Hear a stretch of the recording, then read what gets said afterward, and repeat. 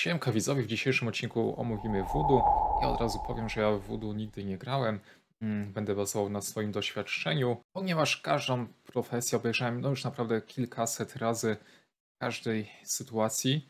Myślę, że co nieco można skorzystać z tego doświadczenia, ale żeby tu też być bardziej obiektywnym, poprosiłem o pomoc osobę, która gra w Voodoo dłużej niż ja druidem, także myślę, że to, co usłyszycie, będzie wiarygodne. Także po kolei tutaj omówimy sobie umiejętności, którymi poziomami warto się zainteresować. Na koniec oczywiście tam, czy coś jest wartego uwagi, żeby wbić na 7. poziom mistrzowski. I jeszcze sobie opowiemy o jakichś tam buildach mniej więcej. I zaczynamy. I widzu, jeżeli jeszcze nie masz suba, wracasz tutaj któryś raz, no to zostaw go. Będzie to dla mnie znak, żeby dalej tworzyć tego typu treści. Zaczynamy. Że uderzenie cienia jest to pierwszy atak Voodoo, jest to atak dystansowy. Tutaj macie również szansę na to, że pojawi się zatrucie. Zatrucie, czyli tutaj ten debuff. Jest to tutaj plus 9%. To nie jest dużo, ale jakaś szansa jest. Ogólnie ten atak nie pobiera dużo many. Porównując do ukucia lalki, no to widać, że jest tam trochę mniej. I ogólnie powiem wam, że to nigdy nie będzie główny atak Voodoo.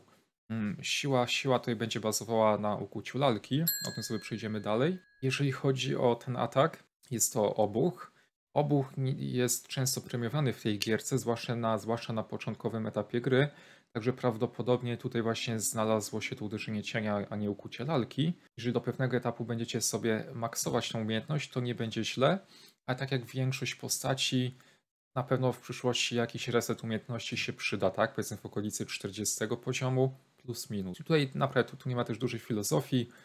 Im więcej zmaksujecie, tym tutaj wasze ataki będą silniejsze, większa szansa na pojawienie się zatrucia. Też tutaj niekiedy Voodoo używa tego ataku, żeby właśnie ta trutka się pojawiła, ponieważ ona będzie tutaj potrzebna, aby zadziałało ukazanie śmierci, ale to do tego też przejdziemy. Także tutaj naprawdę, tak jak zrobicie, jeżeli uważacie, że dla was ten atak jest tam skuteczny, że wam pomaga, no to tak sobie tutaj awansujcie, ale tak mówię, że to nie będzie głównym atakiem. Z tym, że polecam ogólnie bawić się strefami ataków, tak? Czyli powiedzmy raz atakujecie na dystans, raz atakujecie urokami. Także można tak się bawić, że raz atakujecie tym, a raz tym innym atakiem. Ale docelowo w przyszłości i tak ukłucie będzie lepsze. No okej. Widzowie, pierwszy debuff. I tutaj ważna rzecz, o której muszę powiedzieć. I ja zapomniałem o tym. Właśnie osoba, z którą rozmawiałem, tutaj jakby wyczuliła, że ogólnie Voodoo jest naprawdę bardzo dobrą i mocną profesją, ale często chyba się właśnie zapomina, że Voodoo ma tutaj szansę na pojawienie się dymków. Jeżeli ktoś jest nowy, zapewne pytacie, o co chodzi z tym dymkiem. Ja to tak rozumiem, że jeżeli wasz atak, powiedzmy, ma szansę powodzenia, to zachodzi jeszcze takie niewidoczne losowanie. 40% macie na to, że ten atak nie wejdzie, ponieważ pojawi się dymek. I ten dymek funkcjonuje w taki sposób, że tak było na obecnej wersji gry, nie wiem jak jest teraz, że na pierwszy dymek macie 40%, jeżeli ten dymek się pojawił, kolejny atak na ten dymek ma już 35%, a trzeci 30%. Także im więcej dymków, tym mniejsza szansa na niego, ale jest to bardzo duże utrapienie, jeżeli gra się tą profesją, bo on naprawdę niekiedy na 5 na 5 ataków potrafią wejść 4 dymki. I to też jest tutaj taki duży minus akurat tej profesji. Także o tym pamiętajcie. Szpila w oko.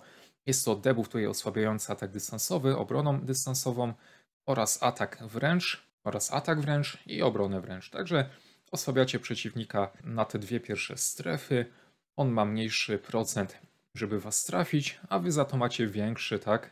Także jest to taki główny debuff dla Voodoo, zwłaszcza jeżeli chodzą już jakieś instancje z damagerem, to jest coś, co po prostu musi się pojawić. I od razu widzowie, powiem wam tak, jeżeli na początku właśnie preferujecie solo grę, ta szpilka oczywiście wam ułatwi, jak najbardziej, ale no może właśnie do tego etapu tych questów, zleceń, no sobie bardziej przeznaczyć punkty uderzenia cienia, bo tam celność i tak będziecie mieli spoko, a jak już przeskoczycie ten etap, no to właśnie rozwijacie, mocno słuchajcie, rozwijacie sobie tą szpilę, no i minimum na początku, no to i tak drugi poziom będzie wskazany. I tak, żeby to trwało 2 rundy. 2 rundy to i tak jest bardzo mało. To jest i tak bardzo mało. I byłoby spoko, widzowie, przejść do poziomu adepta. Minimum znów tutaj na drugi poziom, aby tutaj ta szpila trwała na 3 rundy i jest to już w miarę długo, a najlepiej docelowo w przyszłości w gierce, słuchajcie, przenieść się na drugi poziom mistrza, ale to już tak wiadomo, w dalekiej przyszłości bardzo warto, ponieważ tutaj wartość tego debuffa będzie trwała 4 rundy, Voodoo naprawdę ma dużo ich do wbicia, niekiedy brakuje mu tych kółek akcji, żeby móc coś tam poprawić. I po prostu wiecie, im dłużej wasz debuff będzie tutaj trwał, tym wy będziecie bardziej tacy mobilni w tej walce. Będziecie mogli many wyssać, będziecie mogli tam próbować ukazać, coś tam jeszcze porobić, tam coś innego poprawić. Także ogólnie, jeżeli tu rozwijacie tego voodoo, a to się tyczy też każdej profesji debuffującej, sprawdzajcie, proszę was, ilość trwania tych rund, bo to jest takie kluczowe. No niezależnie właśnie jakim gracie, czy voodoo, czy łucznikiem, czy shidem.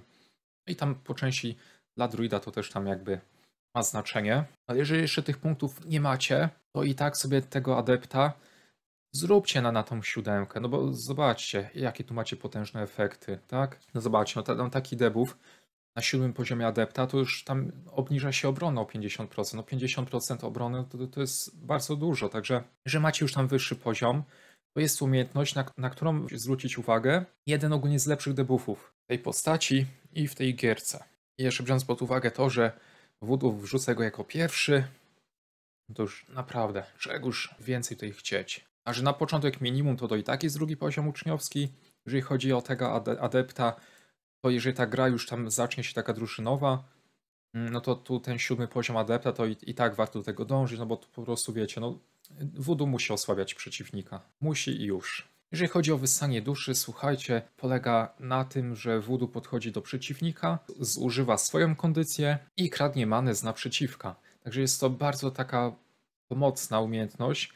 Ona tutaj bardzo dobrze współpracuje z tarczą cienia, do tego sobie przejdziemy. Także ogólnie Voodoo, wiadomo, jeżeli many nie ma, no to on jest bezużyteczny. Jeżeli jest bezużyteczny, no to jakieś problemy mogą się zadziać w drużynie. Także warto sobie też zadbać o to wyssanie duszy. Bardziej się w tym liczy akurat moc niż wiedza. Często Voodoo sobie robi taki reset pół na pół, wiedzę moc, gdy gra sobie solo. I to się na pewno sprawdzi, może też właśnie w walkach w PvP, więc możecie mieć to na uwadze. I tu nie ma dużej filozofii, widzowie. Im wyższy poziom tej umiejętności, tym więcej tej many będziecie wysysać i tym lepszy procent będziecie na to posiadać. Ale jeżeli chodzi ogólnie o poziomy, to jeżeli powiedzmy nawet osiągnięcie ten wyższy level, no to taki 7 poziom na adepcie, no to już jest chyba maksymalnie co potrzebujecie. Przechodzimy dalej. Zatrucie. Voodoo, którego pytałem, rozmawialiśmy o tych debuffach, powiedział mi, że wcześniej ten debuff, on był tak naprawdę używany na najniższym poziomie, aby po prostu był. On jest tylko potrzebny, aby tutaj ukazać przeciwnika. Oczywiście zatrucie obniża tutaj siłę ataku, zwiększa zużycie kondycji, zużycie many, zmniejsza te obrażenia fizyczne i magiczne. Także ogólnie warto też jakby mieć na uwadze, na czym polega ten skill. Ale jeżeli ogólnie chodzi o rozwijanie jako tako tej umiejętności, zwłaszcza na początkowym etapie gry, to wydaje mi się, że nie ma sensu, że serio, nie ma sensu, że ta truta to właśnie w przyszłości. Kiedyś to się tam może przydać w walkach w PvP, żeby właśnie zwiększyć zużycie many, kondycji, zwłaszcza, że jeżeli chodzi o te walki, że powiedzmy macie naprzeciwko Damagera i Ryca. Ryc da ochronkę tutaj profesji atakującej i inny debuffer nie będzie w stanie się przebić tak naprawdę. A Voodoo ma ten plus, że atakuje z uroków i on taką trutkę może wsadzić temu magowi ognia, barbarzyńcy, no i namieszać mu w planach. Także jeżeli ktoś tam lubi walki, no to na pewno mu się przyda. Jeżeli chodzi ogólnie o tą trutkę, to tak może warto sobie ogólnie zrobić tak na 4 poziom uczniowski i sobie zostawić na jakiś czas, tak? I się nie przejmować nią, bo ona będzie trwała wtedy 3 rundy, nie będziecie musieli często poprawiać. Kiedyś jak zdobędziecie taki wyższy poziom, to tutaj można zrobić sobie drugi poziom adepta i to będzie trwało 4 rundy. Także jeżeli wbijecie już jakiś sobie, nie wiem, 40 poziom i gdy powiedzmy byście chcieli tą trutką się tak zainteresować, jeżeli wbijecie naprawdę na drugi poziom, to ona długo wam ona wystarczy. No dopiero 5 rund tutaj będzie trwała na 7 poziomie. No nie wiem, czy to nie szkoda statystyk, czy nie lepiej iść w coś innego, tak? Także tego skilla na początkowym etapie gry no za bardzo tak się mocno nie rozwija. Następna umiejętność jest to tarcza cienia. Jeżeli ktoś grał w Tibie, pewnie kojarzy czar Utamowita, bądź tam używanie Energy Ringów. Jest to bardzo podobne, z tym, że tutaj nie tracimy całej many, tylko częściowo. Mana częściowo pobiera obrażenia i redukuje, dodatkowo redukuje, tak? Ogólnie na niskich poziomach wydaje mi się, że to nie będzie jakoś używane jakoś mocno, sytuacyjnie na pewno pozwoli tam przeżyć.